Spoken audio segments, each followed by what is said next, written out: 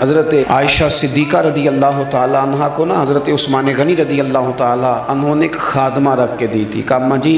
یہ آپ کی خدمت کریں گی۔ تو وہ کنیز کہتی ہیں کہ میں تو آئی تھی نا سیدہ عائشہ کی خدمت کرنے کے لیے، لیکن سیدہ کیا کرتی، وہ روٹی پکانے کے لیے کھڑی ہوتی تو 2 روٹیاں میری بھی پکا دیتی۔ حضرت عائشہ صدیقہ رضی اللہ تعالیٰ عنہ کی کنیزہ کہتی ہیں سارے کام اماں جی مجھے کر دیتی، لیکن جب کوئی دروازے پہ بھیک لینے آتا نا، دروازے پہ جب کوئی خیرات دینے آتا تو سیدہ مجھے فرماتی ہیں اسے دے آؤ دروازے۔ میں ایک دن عرض گزار ہوئی، میں نے کہا اماں جی یہ کام تو لوگ آگے بڑھ کے شوق سے کرتے ہیں کہ میرا پتہ چلے میں سخی ہوں، اور آپ باقی سارے کام میرے بھی کر دیتی ہیں، اور اس کام کی دفعہ آپ کہتی ہیں کہ آپ جائیں۔ تو کیا اخلاص کی خوبصورت تعلیم دی ہمیں ہماری ماں نے۔ سیدہ فرمانے لگیں جب کوئی کسی کو کوئی چیز دیتا ہے تو وہ شکریہ ادا کرتا ہے، جزاک اللہ کہتا ہے، دعا دیتا ہے، اور جب تو اسے دے گی نا میری طرف سے تو رب کو تو پتہ ہے نا کون دے رہا ہے، وہ دعا بھی تجھے دے جائے گی، شکریہ بھی تیرا ادا کر جائے گی۔ میں چاہتی ہوں میں نے جو بھی اجر لینا ہے اپنے رب کریم سے لینا ہے،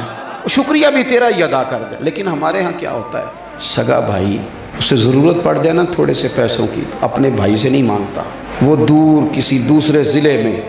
جہاں 2 گھنٹے لگتے ہوں وہاں ٹیلی فون کرتا ہے کسی دوست کو کہ تھوڑے پیسوں کی ضرورت ہے۔ بھئی تیرا بھائی بڑا آسودہ حال ہے، اس کے پاس بڑے وسعت اللہ نے دی، اس سے کیوں نہیں لیتا؟ تو کہتے پہلے تو وہ بھابھی سے کہے گا نا، مشورہ لے،